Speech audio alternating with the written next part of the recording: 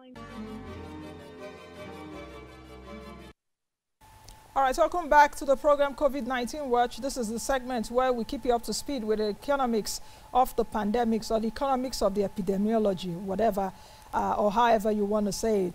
Joining me right now is Mele Kyari, the Group Managing Director at the NNPC. Can I see him? Good morning.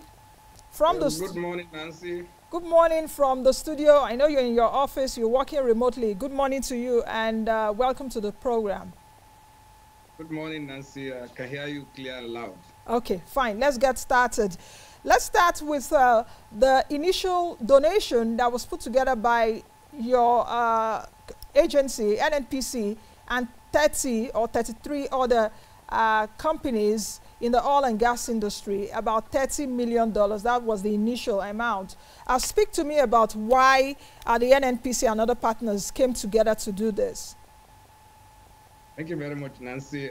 These are very tough times. The coronavirus pandemic is a global issue. We are not insulated from it as a country, and we're already seeing the effects in terms of the growing number of people who are affected by the virus, and also this wider implication of having economic issues across the globe. But the first thing that needs to be resolved is the issue of the health of our countrymen.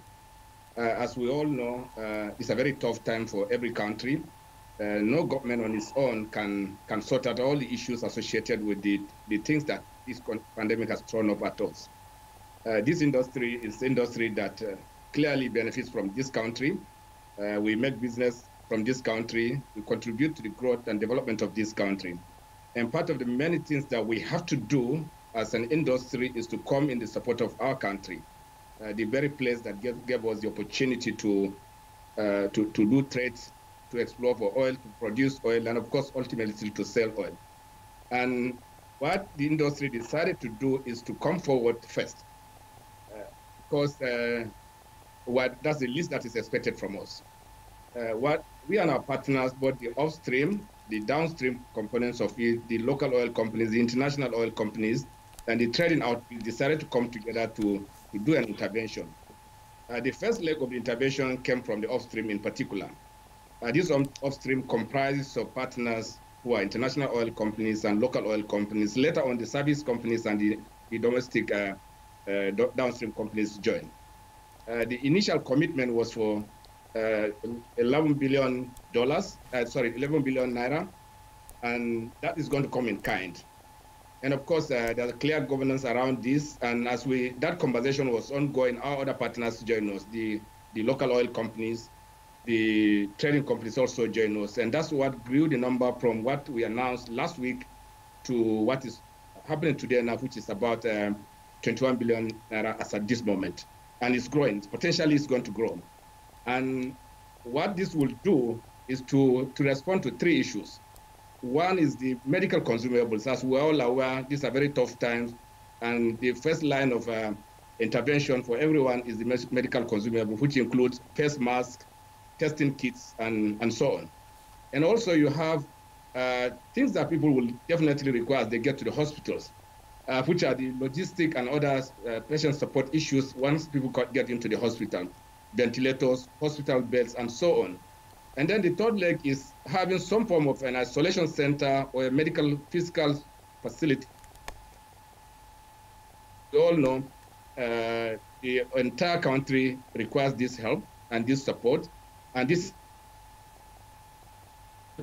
patients need to be isolated, and therefore we're coming in intervention in a way of making sure that we provide temporary isolation centers. And on top of that also, we'll create permanent medical infrastructure, which will be of use today and also will be of use after the pandemic has gone away. And we believe that this pandemic will go away. I don't know if this explains why. Yes. Well. Okay.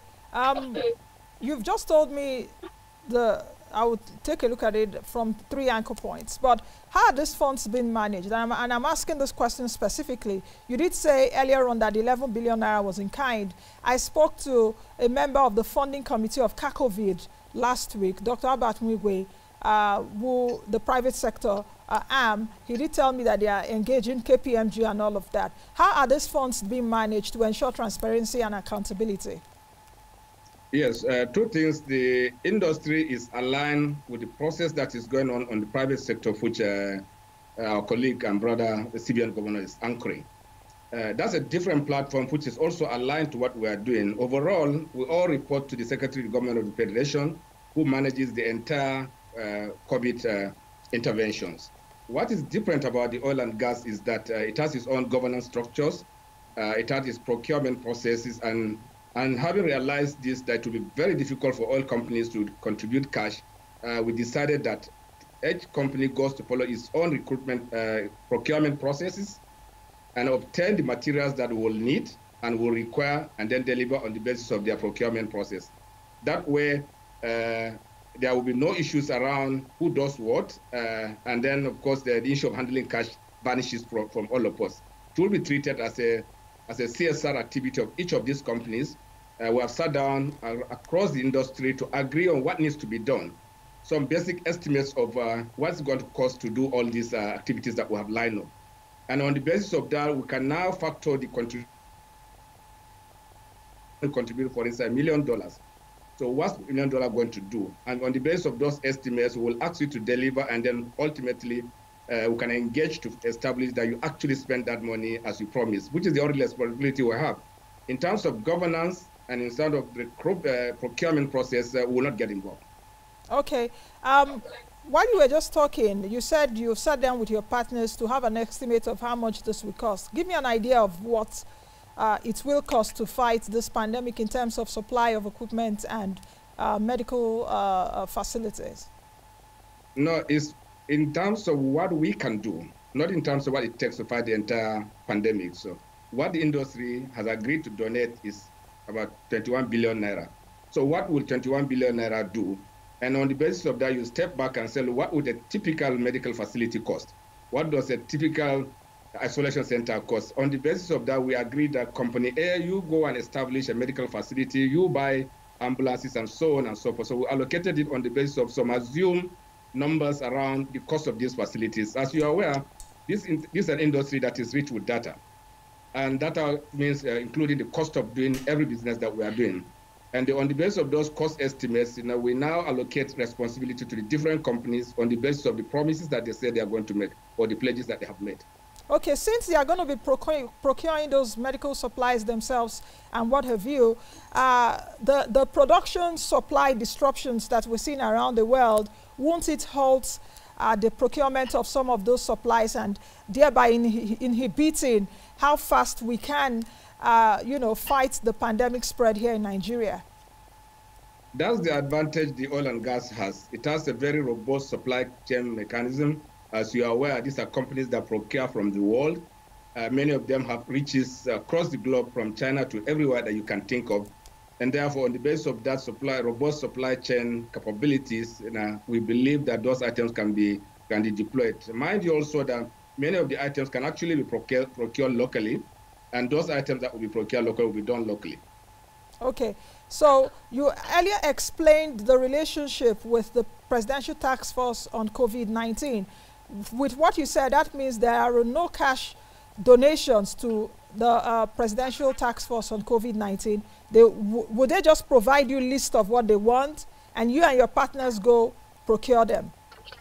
Absolutely. The whole purpose of the Presidential Task Force is to deliver the service, materials, equipment, and personnel. And the Presidential Task Force has established the requirements for the whole country. All we did is to key into this requirement and deliver on the aspects of the material that we can do. Okay. Is there any collaboration with the private sector coalition against COVID-19? Why I'm asking this question is in terms of coordination in order not to duplicate efforts. Because if they are also going to be providing some medical supplies like in a certain healthcare facility, so that you and your partners don't also do the same, is there that kind of coordination going on? Are you speaking with the Central Bank Governor, Godwin Emefiele, for example, to be able to coordinate those efforts? No, there will be no duplication because the Secretary of Government of the Federation is the one coordinating all the activities. The entire requirements for the whole country is in a central pool, and therefore everyone's contributions come into that pool, and we will not duplicate anything that the private sector is doing. Okay, speak to me about what the NNPC has done so far, because we are just talking about the partners, but you are the state oil company. What is the state oil, or what has the state oil company done so far since this pandemic struck? First of all, what we did is to recognize the realities around the FCT, the 2 centers that were available at the time we decided to intervene quickly. We delivered materials from oxygen generating plants to ambulances to medical equipment, a makeshift laboratory, and many other activities that this Gogolada Center requires to become operational, and also to establish a 16-bed ward so that we can complement the resources that they have on ground. As a corporation, this is the first step we took. And also, we have a medical facility that is not in use today. We also put it forward as our contribution so that the industry and all of us will come together to make it workable so that this becomes available within the next 2 weeks from yesterday. And thirdly, the bigger responsibility we have is that we are partner to all these companies. Every contribution a joint venture company or a PSC company does means that NNPC is either 100% responsible for it, or at least 57% of those costs come from NNPC. And we also have our own flag company, which is called the NPDC. It is treated as just another upstream company, and indeed it is actually in the class of the big oil companies, and it's also making its independent contribution on that platform. So overall, the NNPC's contribution is all-encompassing because, first of all, we pick the bills from the joint venture companies, part of it, and we pick 100% of the bills from the PSC companies. And of course, on our own, as a matter of immediate responsibility, we have done things that have brought relief to the Gogolada Center immediately. Is this going to be a one-off intervention from NNPC and partners because of the crisis, or are we going to see a continuation of these efforts to upgrade our healthcare facilities that have been in a dilapidated state for years now? That is why we're intervening in 3 categories. One is the medical consumables, and 2, the medical support when the patients come into the hospital, beds and so minor things. And of course, the third and the most important is 60% of the resources will be deployed to establish permanent medical infrastructure across the country. So we see it as a long-term intervention with immediate impact. How about the maintenance of it?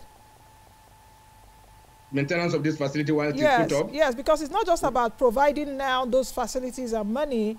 How about going forward, the maintenance of it? Will you and your partners still be coming back to ask what our healthcare facilities do need around the country and provide it as a form of CSR?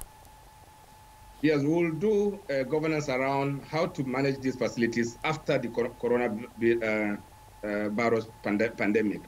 And we're going to align with the state governments and also the federal government institutions to make sure that these facilities continue to run after this event.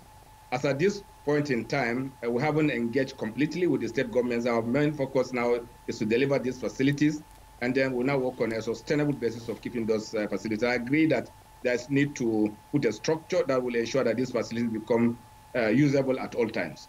Okay. Now, when I was going through the list, at least the initial list that I had, NNPC and other partners, about 30 or 32 of them, contributing about 11 billion initially. I saw a lot of local companies in the oil and gas sector. If I'm wrong, you can put me right. What does that say for strengthening the local capacity in our oil and gas industry? Because when the chicken comes home to roost, is Nigeria first? Absolutely. The oil and gas industry today has 2 segments of operators. One is the international oil companies, and then the local oil companies. As we speak today, they make significant part of our production contributions. That means the local oil companies are growing. They have come into place since in the last 10 years as a result of the divestment of assets by some of our international partners. And these numbers are growing, the assets are growing, their capabilities are growing. And we see the future of the oil and gas industry in these companies. But we do have challenges. The local oil companies are not in the same class with the international oil companies, which is very, very clearly understandable. They do have issues around governance, risk management, even the mere capability of accessing financing, accessing technical assets that they need to have. All this, at the back of all this is the NNPC. It is our job to make sure that we support them, we make them to grow, so that ultimately capacity is retained here, resources are retained here, and also our country people are also able to contribute their quota to the overall growth of our country. This industry cannot operate without international partnership. It simply is an international business. We are not seeing to a day when international partners will be zero. No, that's not our objective. What we are trying to do is, because we have a huge capacity of oil reserves, of gas reserves, that there's a field for everyone to play. And we see a potential contribution of all partners, including local oil companies, in the short term and also in the long term, in the sense that our ambition is to grow our production to 3 million barrels per day, which is within sight. I can share with you today, as of yesterday, our production has risen to 2.3 million barrels per day for the first time in very many months and years. Okay. And we think this will grow, and their contribution will become meaningful and considerable. And as we grow to the 2 million barrels in the next 2 to 3 years, we'll see the local oil companies will grow in their capacity. So yes, indeed, this is an indication that these companies exist. They are here for real. And they are here also to support our country by coming forward to contribute as the others are doing. Not on the same scale, but they are quicker, they are more responsive, and because this is also very clearly understood because they are on ground here. Many of our partners do require sign up from their head offices before they can take certain action. But that also has its own good side, which is that even though it is slow, it enables you to put in place a robust governance structure, a structure that will enable you to deliver to these projects shortly and also in the long term, so that you have a sustainable framework. So we're happy to work with all of them, including the service companies and the downstream companies. They all have their styles of contribution, but ultimately, at the end of this day, much as the COVID-19 is a disaster for the whole world, but in terms of our support for the medical facilities of this country, it will come a long way to make some changes that are not envisaged 2 months ago. Okay, let me drift a bit. Since you brought up the issue of our production, 2.3 million barrels a day, I'm happy with that figure which you've just stated right now. Does it include both condensates? Yes, it does. When we say 2.3, we meant both the crude oil and the condensate. And the condensates. Okay. Where is this all going to right now? Because you know what's been happening in the oil market. Just this morning, before I came into the studio, Brent crude, which Moneyline is benchmarked against, is trading at $33 a barrel. Oil price traded around $20 a barrel. And at the CBN Consultative Roundtable just about 2-3 weeks ago, you did say that about 50 cargoes of our oil are just there, not finding homes. What is the situation right now? Is it a matter of even producing more, which we are doing according to you now, 2.3 million barrels per day, but where does that all go to? Yes, there's no challenge with that. The buyers have choice now, choice of quality and choice that is associated with distance to delivery. And these two factors will determine which crude oil consumers buy. As you are aware, our major source of trade is Europe, followed by Asia, in particular India. And of course, in times like this, when crude oil prices go down, what buyers typically do is to buy the cheap crude that is available and take them into storage. So the way to gauge this is when your buyers don't return your cargoes to by contract. After allocation of a cargo, the buyer is supposed to come back to you within 6 days to tell you that I cannot take this. There's a legitimate right to do that. But none of our partners have come back to tell us that they cannot take this, and it's well past the 6 days. Which means that they have found home for this crude. Finding home does not necessarily mean taking it to a refinery. It can mean taking it to storage, or also even floating it in the vessels that they are carrying. That's why we are seeing related increase in freight costs, because people are using the vessels as storage, but because they know that this change in price will come very shortly. As you have seen, 3 days ago, we have gone down below $20. Today, we are at 33. And we think that this will level out before the end of the year to average at least $30 before the end of the year as an average for the whole year. Which means that if you are able to buy crude oil today at the price of, say, 24 to 20, and you are able to keep it in the storage for 3 months, you will likely make money from it, even though it will sell at $30 at that time. So this is what we see. When we say our crude is stranded, is at a point in time when traders are unable to tell you where they are taking it to.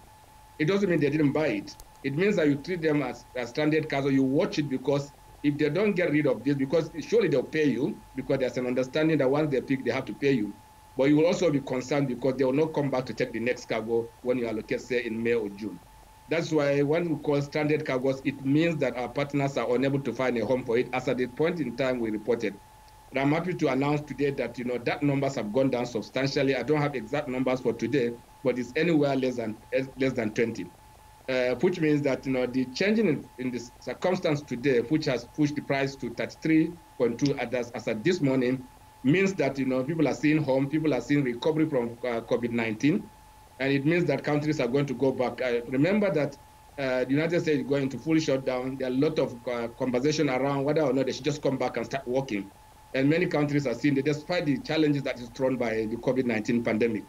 What it means is that consumption will gradually recover, and of course, once it recovers, people will find home. So I see no immediate concern at this point in time. But going forward, but if this low price regime is sustained, and the pandemic doesn't subside to a level that I will allow at least 75% of the world's population to come back to work, then you will have a challenge.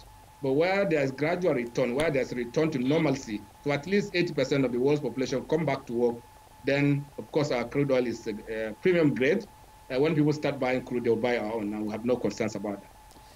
Do you have concerns in the area of profits making? Because even at $33 a barrel that crude oil is selling for today, how much is the production cost and how much profit? Because you're seeing countries, or UAE, for example, Dubai, I think was it 2-3 weeks ago, they were selling as low as even 20 or 18 US dollars a barrel. You know what is happening between Saudi Arabia and Russia. So how much concerns do you have as the state oil firm manager?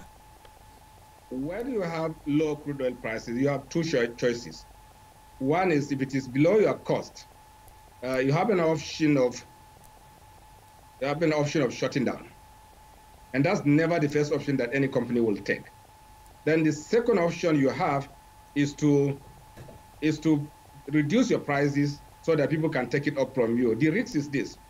Because you are concerned that when you shut down, you may not be able to return the production like it's happening in Canada today. Today they can give you, by last week, the Canadian heavy oil will give you a $1 check so they can come and take their crude. What that means is that it is cheaper for them to pay you to lift than to shut down, because when you shut down, bringing back the wells can become a major issue for you. It can cost you more than that. So this is the option that companies normally have. Is to either to shut in and reduce production, or to reduce prices so that people can take it, so that you can maintain the integrity of the reservoirs through the crisis until you're out of it. And that also pushes you to focus on low-cost wells. In every country, like in our own country, we know we have some assets that produce at more than $30 to the barrel. There are also those that produce below 20, 15, 16, 17. So areas like this, what you focus on the assets that produce at low cost, and also try to pull down production from assets that produce beyond the cost. Even in spite of that, this is business. When you see that you have gained from a business for a long period of time, and you see a challenge of this nature come forward, you can say, look, let me see if I can sell cheap below my cost, and see within a few months or 2 to 3 months that these things will subside, so that overall you're able to retain your market. You're also able to get some money to operate your OPEX, even though it is cheaper. Sometimes people even borrow to close that gap. We are looking at all options, but particularly as we speak today, we haven't seen the necessity to go into production shut-in.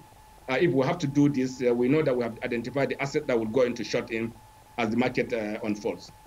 Now, OPEC Plus would have met today, April 6th, but we saw the Kremlins and the Saudi Arabians not coming to a truce to meet, even though President Trump did make a call to both of them. You did say actually earlier on that you're looking at a $30 US average price for crude oil as we move towards the end of the year. How lower do you think that crude oil can go, apart from what we saw last week at $20 US? Are you projecting a lower price range for crude oil? No, it's very unlikely. As Nancy, as you are aware, this is also like a voodoo business. You can't be sure of what tomorrow will bring. It's a market that works on two things. One are the fundamentals, the fiscal fundamentals of demand and supply. And the second component of it is the sentiment part of it. and it's very difficult to quantify the sentiment part of this business. So on the basis of the fiscals, which are the market fundamentals of demand and supply, I don't see this price going any lower as we go towards the end of the year. The key issue is demand. And this COVID-19 will subside, and countries are already beginning to come back to life. And that means that you are going to recover the demand that is lost to COVID-19 and then handle the issues that were there before the COVID-19 impasse. So what it means is that I do not see the prices going down below the levels that we saw last week, which went well below 20. I don't see this will happen. The conversation that is going on at OPEC Plus and other partners will likely change the sentiments, bring back realities of the market fundamentals of demand and supply into reality, and ultimately rebalance the market, and hopefully that will end up with prices that will surely be anywhere after 30. Okay, since we are talking about reality, and I know you are the manager of this in terms of what crude oil price is doing on a day-to-day basis, I guess you'll be looking at these numbers every day, just like I look at it. That brings me to the question of how do we reposition our economy to get sustained away from oil and gas. The president did put together the Economic Sustainability Committee, which the vice president chairs, and you are in that committee. Very important. Yes, very important. You had your inaugural meeting last week, I was told. What were the deliberations? What were the issues that were put on the table to reposition the economy? Right now that we're facing this dual crisis, it seems that this crisis is forcing us to do the right thing. And I hope all of you had the right conversation and right actions to put that conversation forward. Yes, thank you very much. As you're aware, it is the Economic Sustainability Committee that was created by Mr. President to respond to this situation and into the future.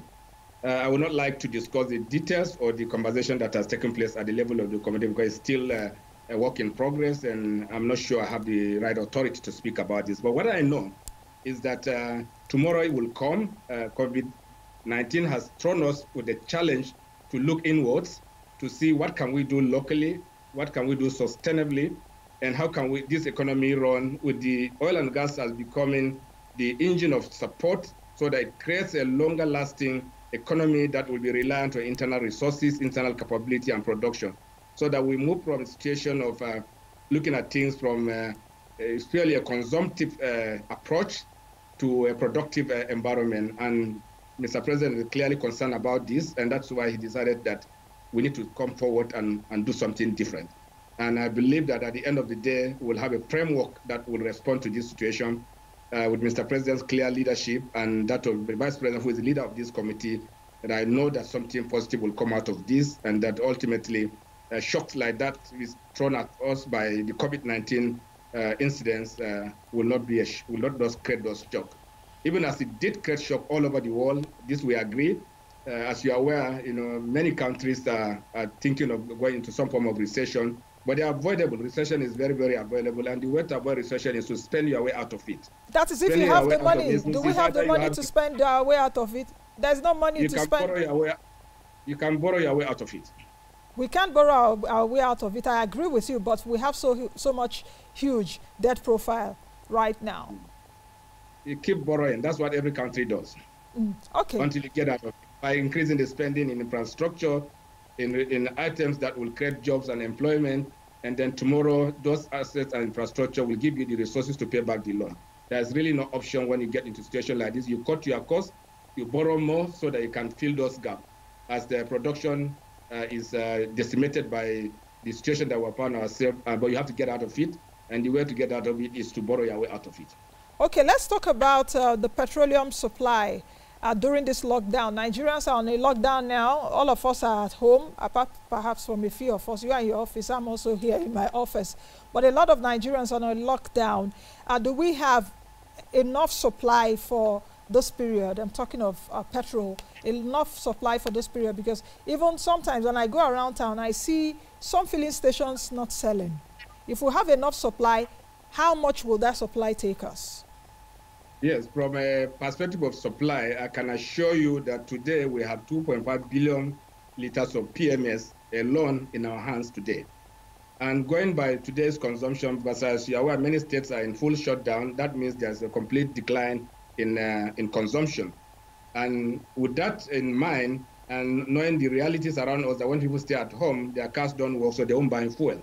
It's very obvious. So our plan for the 2.4 billion in our hands today will keep us for at least 60 days at 50 million barrels a day, 50 million liters per day. But we don't need that today. What we need is far less than that because of the situation that we found ourselves. But beyond that, all our commitments for supply are still in transit. The vessels are on their way. There's no terminal that loads product to Nigeria that has shut down. And there's no indication of any change to lay count of delivery of any of our product or supply. As a matter of fact, today, if you want PMS anywhere in the world, people are begging people to buy. So there's no danger of supply disruption anywhere, despite the pandemic that is going on. But indeed, refineries decided to shut down because there are no off-takers for the PMS, not because people don't come to work, but simply because there are no off-takers for these PMS. In that respect, supply is guaranteed, and we are sure that this will be sustainable. Now, on the distribution part of it, which can be a second leg of the challenge, all the state governments have agreed to allow trucks to move through their states. There are hitches here and there, but we are resolving them one after the other. But we have still not seen any major challenge to transportation of petroleum from the loading depots into fuel stations. And in terms of the fuel stations operating itself, all the state governments have agreed, and it's been implemented across the country that every police station can sell fuel. As you can see today, now there is no queue anywhere in any part of the country. We see the lockdown in fuel stations because they don't have customers, not because there's no fuel, but because people don't want to come back, start a generator, and then what you actually sell is more than the cost of even running the generator because the consumption has gone down. We're very comfortable. We have a very robust supply situation. We have the best of understanding from our partners, from the petroleum tanker drivers to the owners of the truck NATO, to the marketers, the depot owners, and also the major marketers. And we're all aligned. We have seen no challenge to any distribution situation in the country. Therefore, we are comfortable, but we're monitoring every day. It's our job. And we are confident that we don't see any disruption. Okay. Thank you very much. You actually mentioned earlier, I heard 50 million liters being consumed a day, at least before the pandemic. Is that what it is? Is that the actual figure? Because I know that even on the media space, so many figures have been bandied, 33 million, 40 million. How many liters do Nigerians consume averagely on a daily basis? Absolutely. That is the real challenge, Nancy. What we know is evacuation from depots. So we know every truck that leaves a depot, but we have no record of the 100% of the final destination of these trucks. As you are aware, cross-border smuggling is still happening. It does happen for many reasons, for the arbitrage that exists. But that arbitrage, this market condition has taken it away. And with the liberalization of the pricing mechanism that just been released, that there will be no further incentive for people to take products across the borders. If they do that, it will be for commercial reasons. They will do that because they can make money from it. It will be legitimate. As a matter of fact, NNPC is also considering creating retail stations in our neighboring country because we can now take advantage of this opportunity.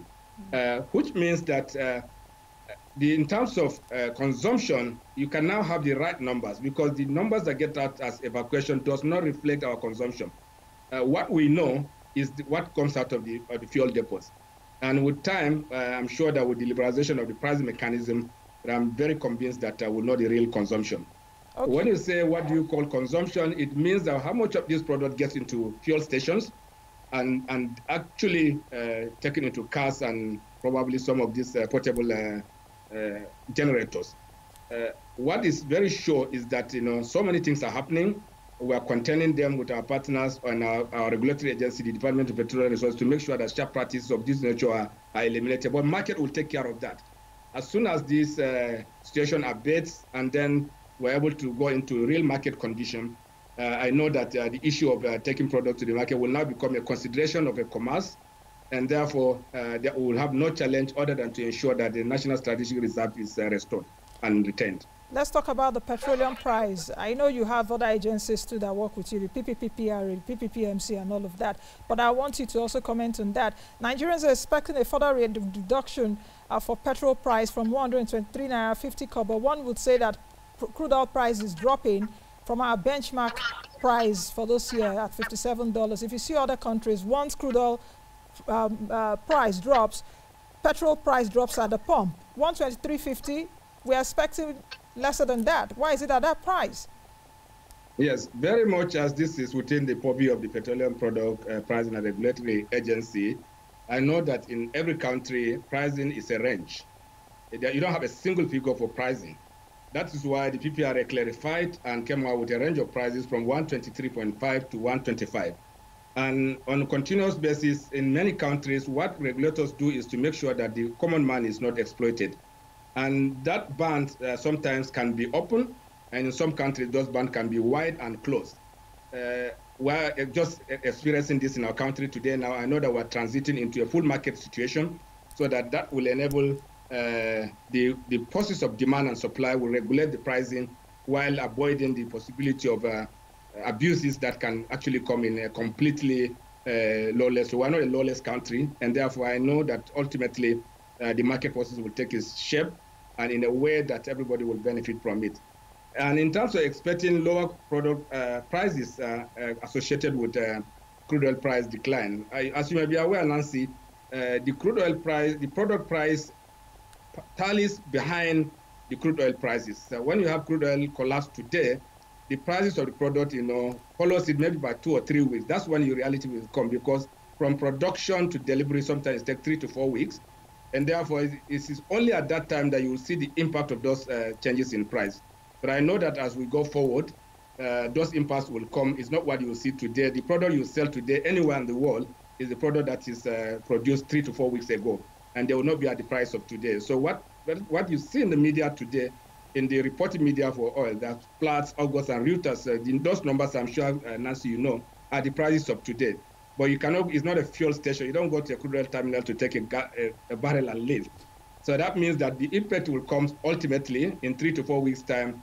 There will be a commensurate decline in the price of products.